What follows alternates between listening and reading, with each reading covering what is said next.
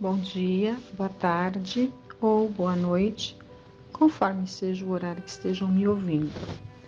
Dando sequência à série de palestras promovidas pela Casa de Fabiano, vamos então dando continuidade aqui às nossas reflexões a respeito de Jesus, daqueles momentos, daquele período em que ele esteve aqui entre nós, até como uma forma de comemorar o Natal, né? Pela data que se convencionou aqui na Terra. Então, nós estamos aí ao longo desse mês trazendo a nossa lembrança, né? Trazendo sempre alguma história ou trazendo a presença, né, de Jesus de uma forma mais intensa nesses dias. E esse livro, Boa Nova, é um dos livros, assim, são vários, mas ele realmente é um livro, né, uma obra-prima que atende muito bem a esse objetivo de trazer maior intimidade a nós, né, assim, a respeito do Cristo, através da mediunidade, essas histórias, né, os detalhes que nos ficaram registrados ali nos evangelhos, nas escrituras. Pela mediunidade a gente tem a oportunidade de conhecer com mais detalhes, né, momentos, situações vivenciadas ali naquele período em que ele estava aqui entre nós, né, num corpo de carne. Então, esse capítulo 19 não vai dar para a gente ficar fazendo grandes comentários, porque as leituras, né, são um pouco longas e a gente quer ler aqui por completo, né? Então, eu vou ler esse texto. É um texto aqui longo, espero que ao longo desses 20 minutos a gente consiga terminar, né? Vou tentar fazer a leitura com uma boa entonação, justamente para que não se faça necessário interromper para ficar falando nada, né? A leitura em si seja muito clara e nos forneça a compreensão e que ela atenda, ela toque nos nossos corações, né? Então vamos lá. Comunhão com Deus. As elucidações do Mestre relativamente à oração sempre encontravam nos discípulos certa perplexidade, quase que invariavelmente em virtude das ideias novas que continham, acerca da concepção de Deus Pai, carinhoso e amigo. Aquela necessidade de comunhão com o seu amor, que Jesus não se cansava de salientar, lhes parecia como problema obscuro que o homem do mundo não conseguiria realizar. A esse tempo, os essênios constituíam um agrupamento de estudiosos das ciências da alma, caracterizando as suas atividades de um modo diferente, porque sem públicas manifestações de seus princípios. Desejoso de satisfazer a curiosidade própria, João procurou conhecer-lhes de perto os pontos de vista em matéria das relações da comunidade com Deus. E, certo dia, procurou o Senhor de modo a ouvi-lo mais amplamente sobre as dúvidas que lhe atormentavam o coração. Mestre, disse ele solícito, tenho desejado sinceramente compreender os meus deveres atinentes à oração. Mas sinto que minha alma está tomada de certas hesitações. Anseio por esta comunhão perene com o Pai. Todavia, as ideias mais antagônicas se opõem aos meus desejos. Ainda agora, manifestando meu pensamento acerca de minhas necessidades espirituais, a um amigo que se instrui com os essênios, asseverou-me ele que necessito compreender que toda a edificação espiritual se deva processar num plano oculto. Mas suas observações me confundiram ainda mais. Como poderei entender isso? Devo, então, ocultar o que haja de mais santo em meu coração? O Messias, arrancado de suas meditações, respondeu com brandura: João, todas as dúvidas que te assaltam se verificam pelo motivo de não haveres compreendido até agora que cada criatura tem um santuário no próprio espírito, em que a sabedoria e o amor de Deus se manifestam por intermédio das vozes da consciência. Os essênios levam muito longe a teoria do labor oculto, pois, antes de tudo, precisamos considerar que a verdade e o bem devem ser patrimônio de toda a humanidade em comum. No entanto, o que é indispensável é saber dar a cada criatura de acordo com as suas necessidades próprias. Nesse ponto, estão muito certos quanto ao zelo que os caracteriza. Porém, os ungüentos reservados a um ferido não se ofertam ao faminto que precisa de pão. Também eu tenho afirmado que não poderei ensinar tudo o que desejara aos meus discípulos, sendo compelido a reservar outras lições do Evangelho do Reino para o futuro, quando a magnanimidade divina permitir que a voz do Consolador se faça ouvir entre os homens sequiosos de conhecimento.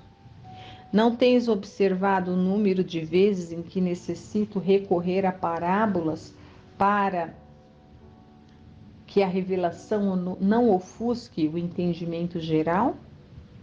No que se refere à comunhão de nossas almas com Deus, não me esqueci de recomendar que cada espírito ore no segredo do seu íntimo, no silêncio de suas esperanças e aspirações mais sagradas. É que cada criatura deve estabelecer o seu próprio caminho para mais alto, erguendo em si mesma o santuário divino da fé, da confiança, onde interprete sempre a vontade de Deus com respeito ao seu destino. A comunhão da criatura com o Criador é, portanto, um imperativo da existência, e a prece é o luminoso caminho onde o coração humano e o Pai e a prece é o luminoso caminho entre o coração humano e o Pai de infinita bondade. O apóstolo escutou as observações do mestre, parecendo meditar austeramente. Entretanto, obtemperou. Mas a oração deve ser louvor ou súplica? Ao que Jesus respondeu com bondade. Por prece, devemos interpretar todo o ato de relação entre homem e Deus. Devido a isso, como expressão de agradecimento ou de rogativa, a oração é sempre um esforço da criatura em face da providência divina. Os que apenas suplicam podem ser ignorantes, os que louvam podem ser somente preguiçosos. Todo aquele, porém, que trabalha pelo bem com as suas mãos e com o seu pensamento, esse é o filho que aprendeu a orar, na exaltação ou na rogativa, porque em todas as circunstâncias será fiel a Deus, consciente de que a vontade do Pai é mais justa e sábia do que a sua própria. E como ser leal a Deus na oração? Interrogou o apóstolo, evidenciando as suas dificuldades intelectuais. A prece já não representa em si um sinal de confiança? Jesus contemplou com a sua sinceridade imperturbável e retrucou: Será que também tu não entendes? Não obstante a confiança expressa na oração e a fé tributada à providência superior, é preciso colocar acima delas a certeza de que os desígnios celestiais são os mais sábios e misericordiosos do que o capricho próprio. É necessário que cada um se una ao Pai, comungando com a sua vontade generosa e justa, ainda que seja contrariado em determinadas situações.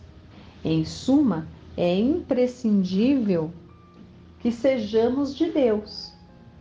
Quanto às lições dessa fidelidade, observemos a própria natureza em suas manifestações mais simples.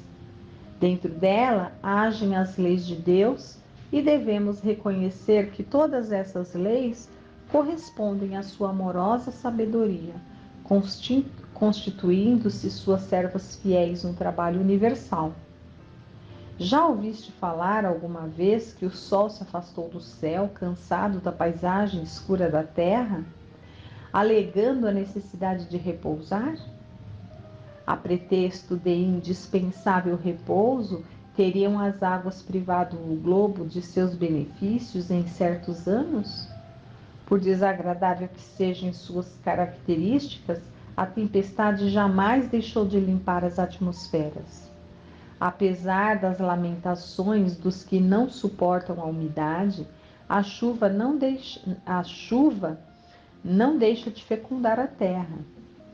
João, é preciso aprender com as leis da natureza a fidelidade a Deus. Quem as acompanha no mundo, planta e colhe com abundância. Observar a lealdade para com o Pai é semear e atingir as mais formosas searas da alma no infinito. Vê, pois, que todo o problema da oração está em edificarmos o reino do céu entre os sentimentos do nosso íntimo, compreendendo que os atributos divinos se encontram também em nós. O apóstolo guardou aqueles esclarecimentos cheio de boa vontade, no sentido de alcançar a sua perfeita compreensão. Mestre, confessou respeitoso, vossas elucidações abrem uma estrada nova para a minha alma. Contudo, eu vos peço com a sinceridade da minha afeição, me ensineis na própria oportunidade como deverei entender que Deus está igualmente em nós. O Messias fixou nele o olhar translúcido e, deixando perceber que não poderia ser mais explícito com o recurso das palavras, disse apenas: eu te prometo.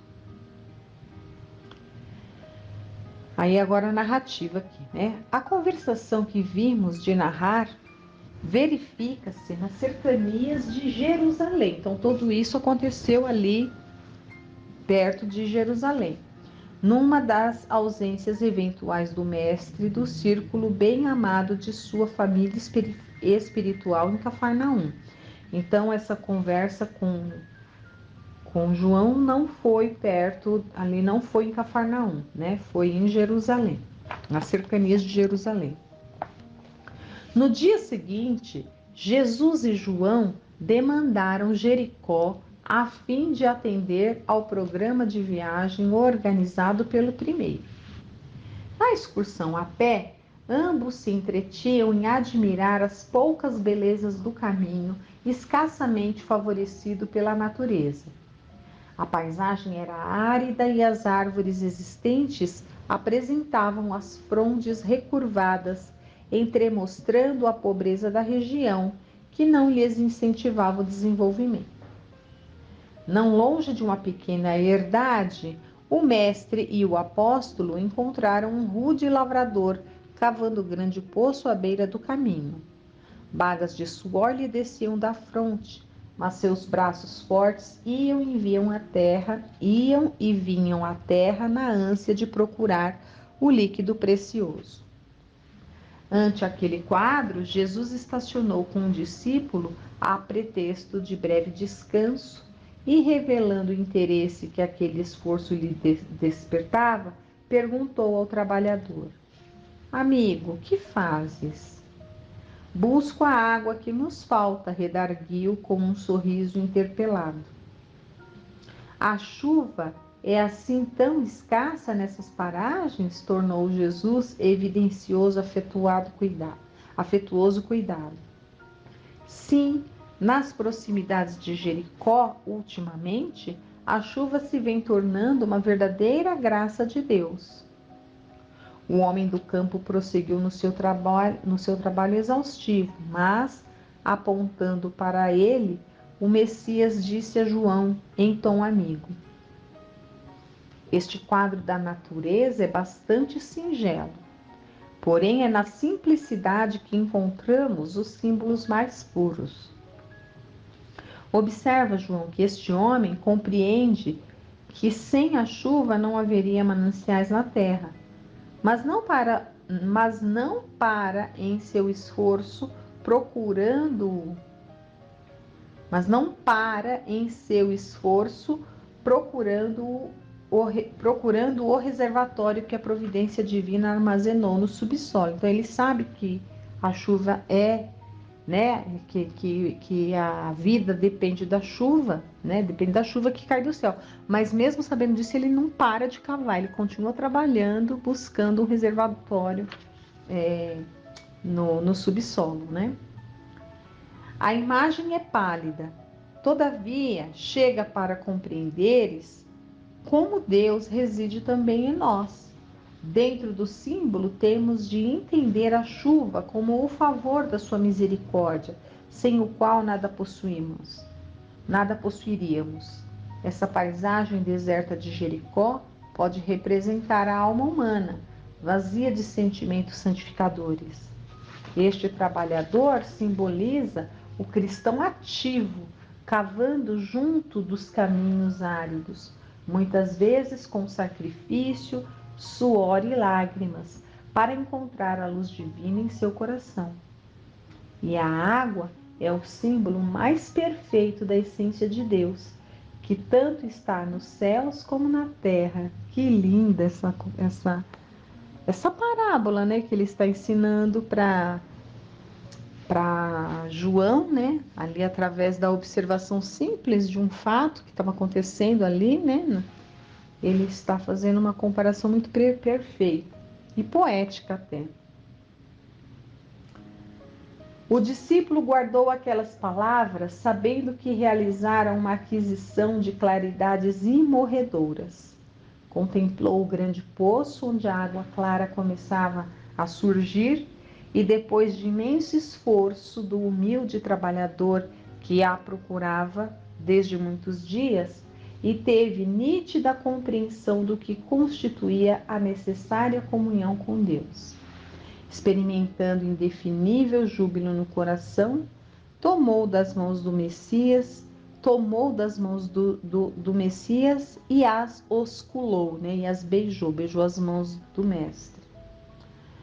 Com a alegria do seu espírito alvoroçado, confortado como alguém que vencera grande combate íntimo, João sentiu que finalmente compreendera. E essa foi essa história, né? Que no resumo, né? Então, assim, resumo, né? João ouviu de um essênio, né? E os essênios, eles tinham ali um autoconhecimento, um conhecimento mais dilatado da vida espiritual, e esse essênio deu um conselho para ele, que ele queria ter maior comunhão com Deus, né? E esse essênio com que ele conversou falou que para ter essa comunhão de Deus era necessário,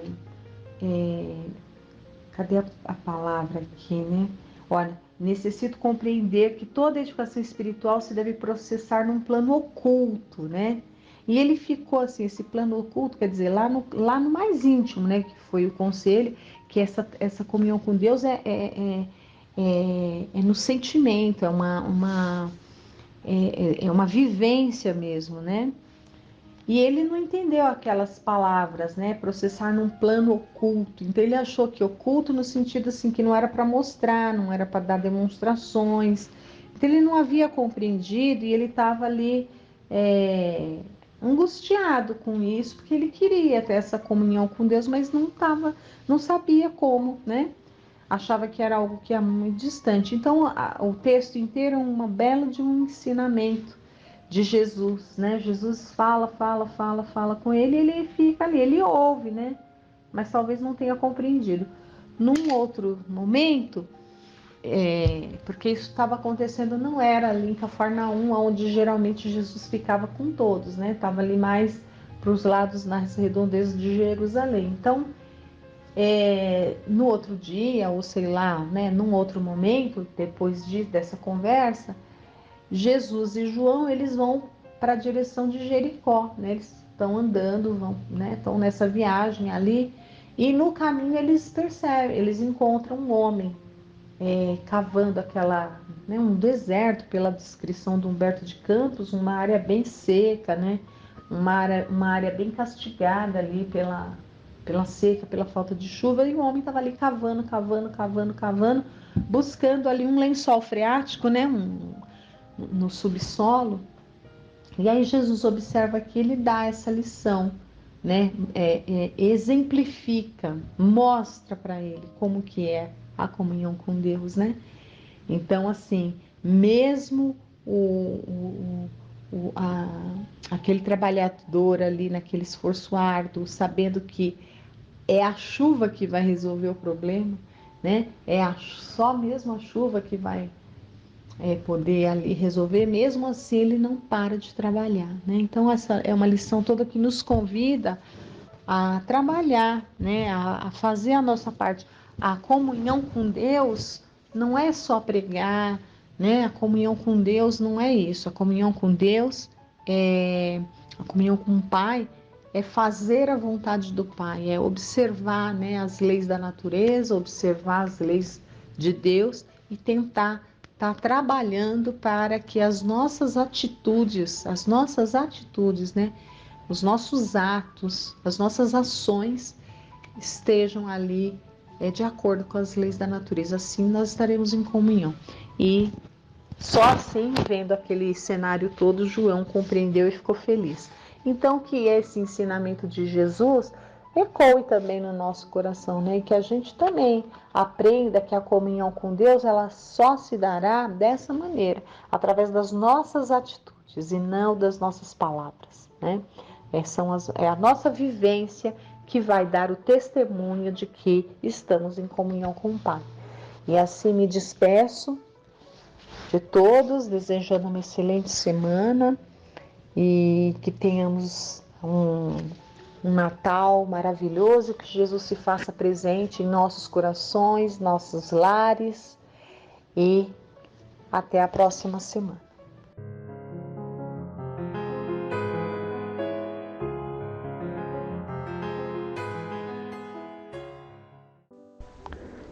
Boa noite a todos.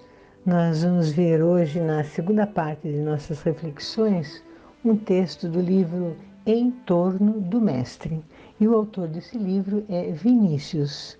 O título é uma expressão em latim que se lê ecce homo e significa eis aqui o homem. A tradução seria essa.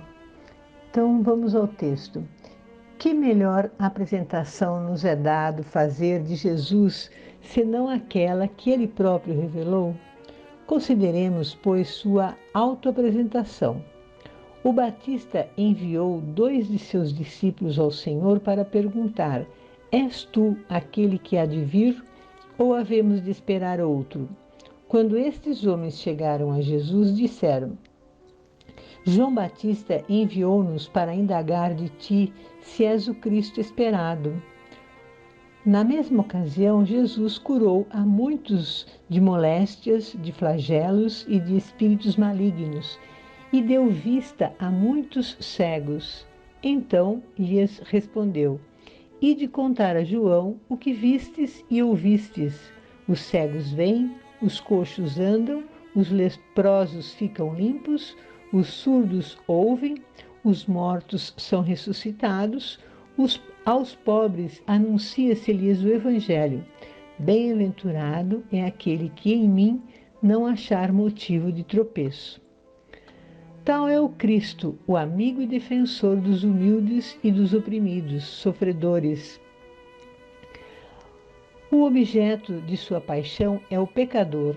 A individualidade humana representa para ele um valor infinito. Deus é Pai dos pecadores. Quanto mais abatido e vexado pela dor física ou moral, mais interesse o homem lhe desperta. Haja vista estes dois exemplos, o leproso e a mulher adúltera. Os leprosos, no tempo em que Jesus passou pela terra, eram corridos a pedradas das cidades e aldeias.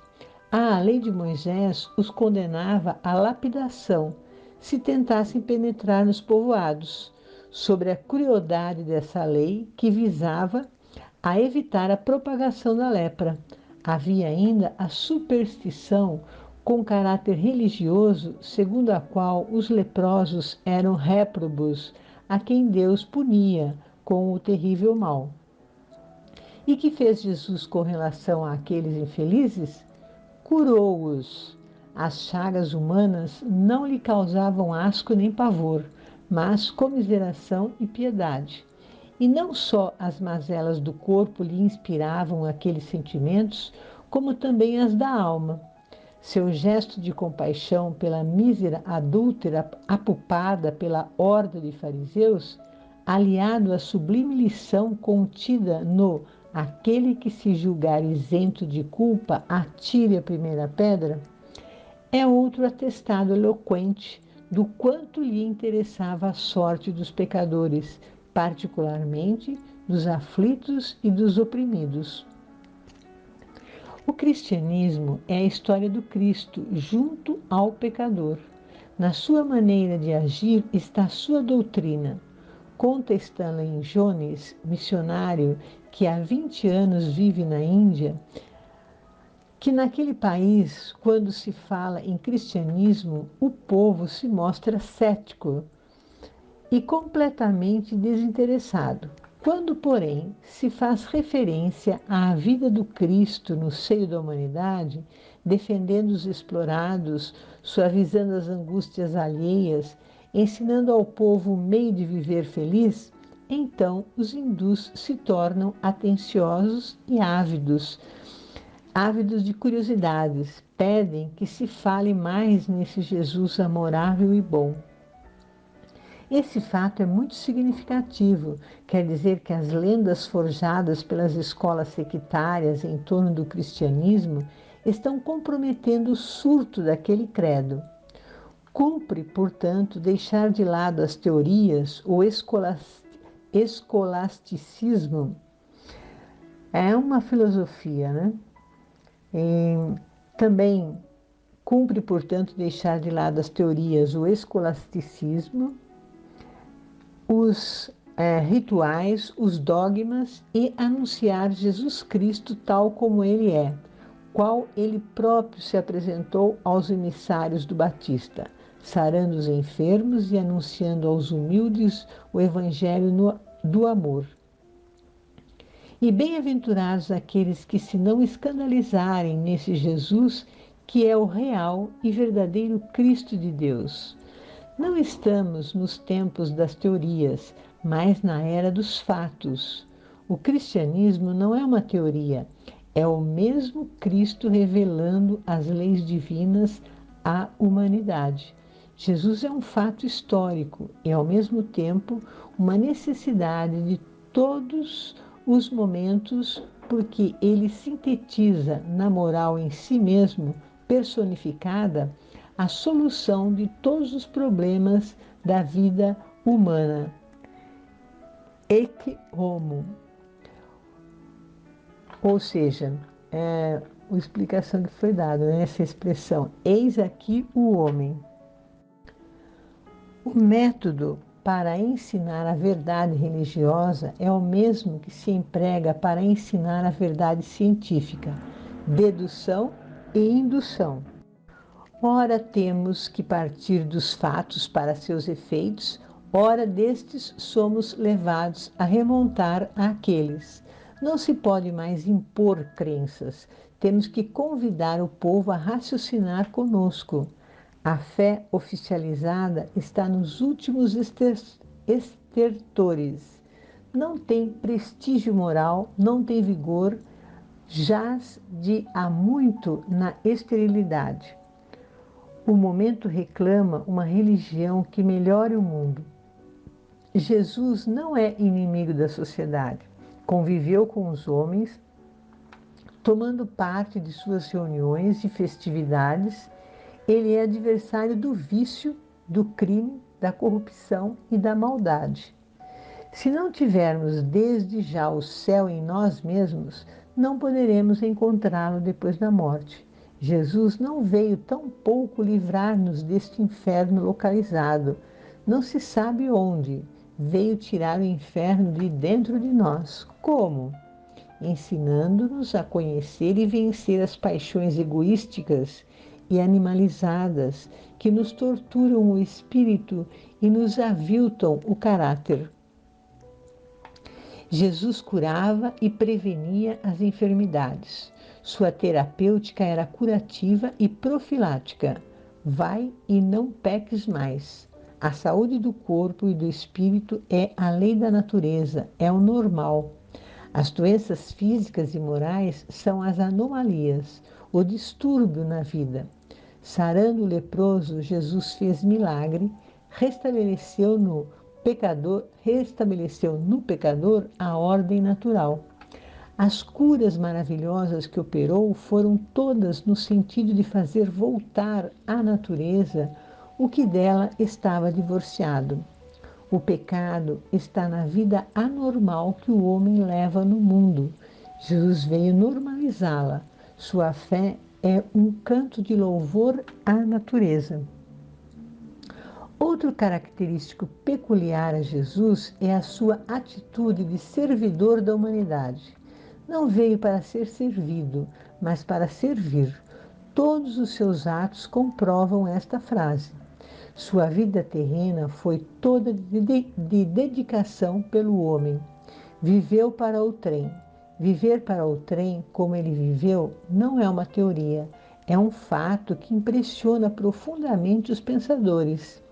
Seus próprios adversários, Strauss e Renan, analisando suas pegadas, acabaram rendendo-se à evidência de seu altruísmo e de seu poder de atração, reconhecendo em tudo o que ele fez o fruto do seu imenso amor pela humanidade. Ecce homo.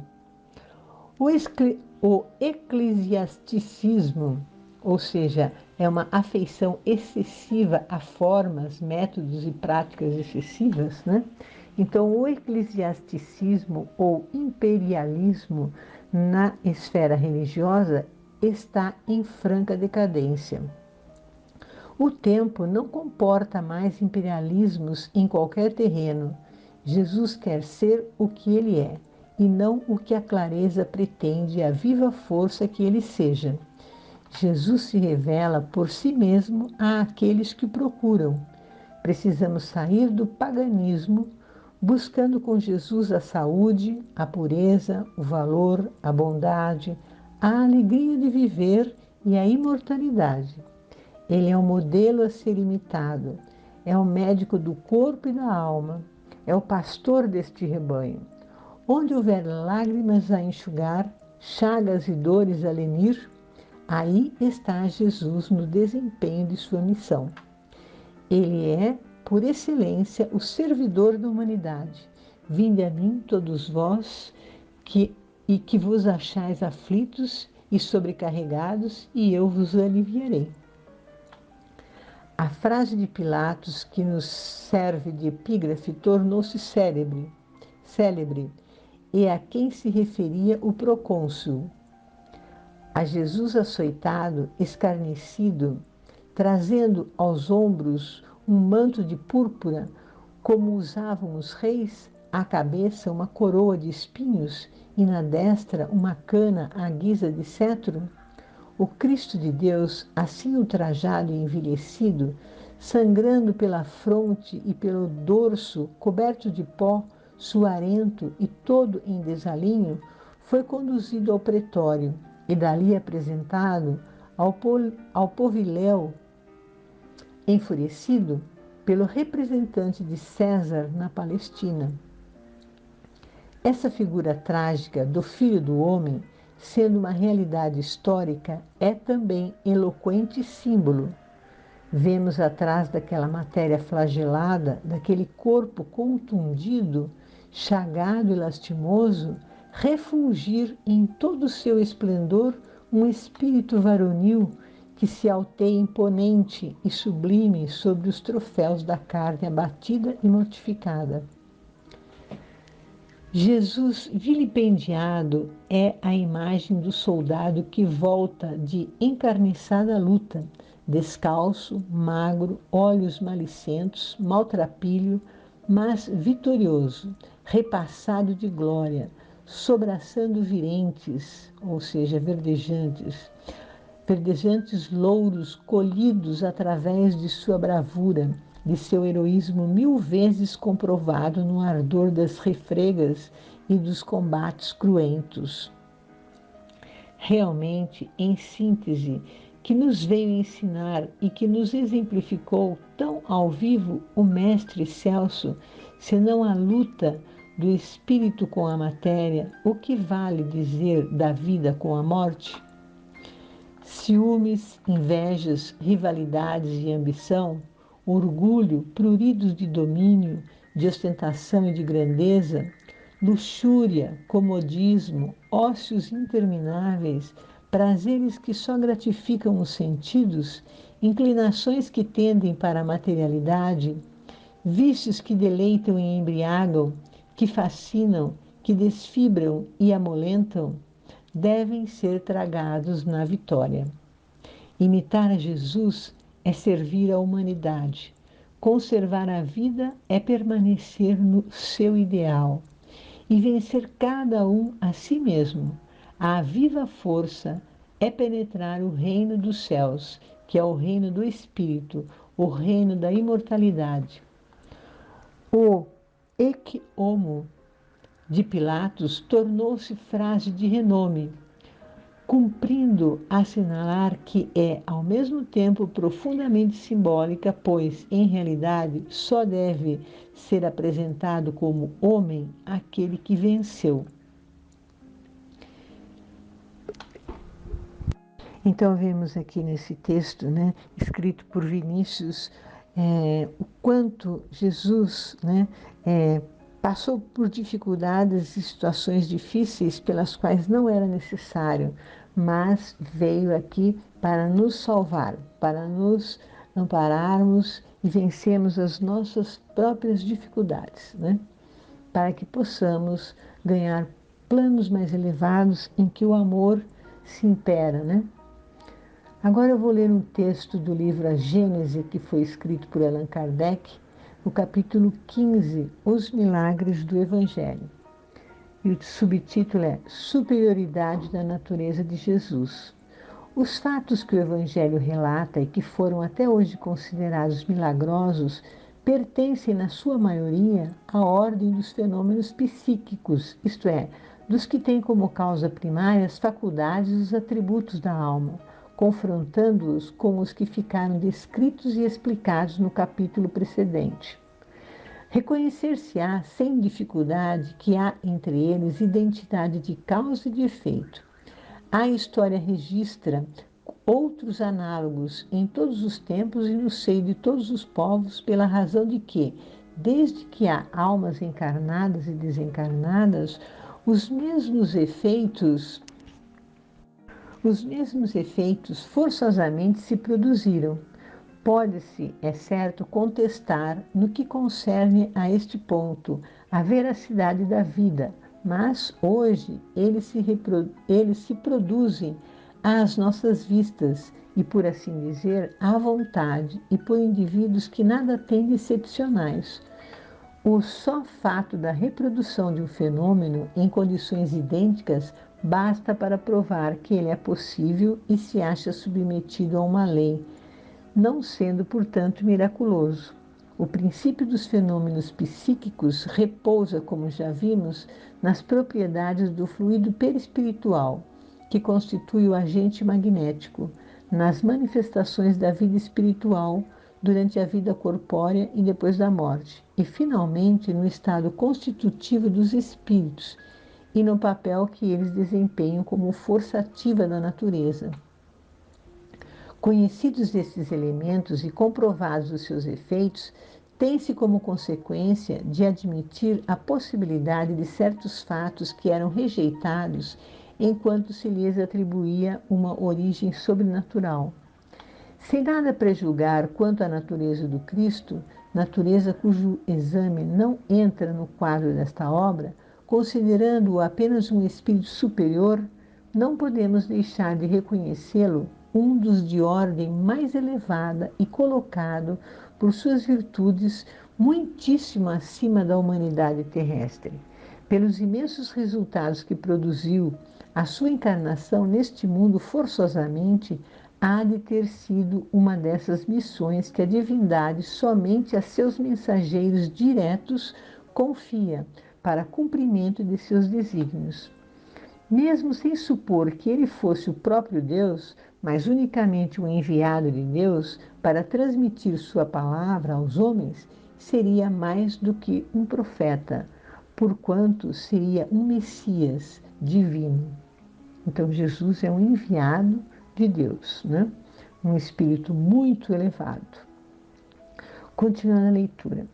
Como homem, tinha a organização dos seres carnais, porém, como espírito puro, desprendido da matéria, havia de viver mais da vida espiritual do que da vida corporal, de cujas fraquezas não era passível. A sua superioridade com relação aos homens não derivava das qualidades particulares do seu corpo, mas das do seu espírito, que dominava de modo absoluto a matéria e do seu perispírito, tirado da parte mais quintessenciada dos fluidos terrestres. Sua alma provavelmente não se achava presa ao corpo, senão pelos laços estritamente indispensáveis. Constantemente desprendida, ela de certo lhe dava dupla vista, não só permanente, como de excepcional penetração e superior de muito à que de ordinário possuem os homens comuns. O mesmo havia de dar-se nele com relação a todos os fenômenos que dependem dos fluidos perispirituais ou psíquicos. A qualidade desses fluidos, que conferia imensa força magnética, secundada pelo incessante desejo de fazer o bem, agiria como médium das curas que operava? É uma pergunta, né? Será que Jesus agia como médium? Poder-se-á considerá-lo poderoso médium curador? É uma pergunta. E a resposta é não, porquanto o médium é um intermediário, um instrumento de que se servem os espíritos desencarnados. E o Cristo não precisava de assistência, pois que era ele quem assistia os outros. Agia por si mesmo, em virtude do seu poder pessoal, como o podem fazer, em certos casos, os encarnados, na medida de suas forças. Que espírito, ao demais, ousaria insuflar-lhe seus próprios pensamentos e encarregá-lo de os transmitir? Se algum influxo estranho recebia, esse só de Deus lhe poderia vir. Segundo definição dada por um espírito, ele era médium de Deus. Então, vemos aqui, né, que Jesus tem uma ligação direta com Deus, né? Ele não precisa que tenha orientação de outros espíritos, porque ele é orientador de todos aqueles que vivem aqui nesse planeta.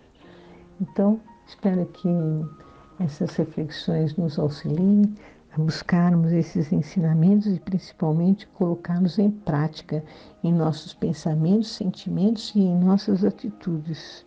Que todos tenham uma boa semana.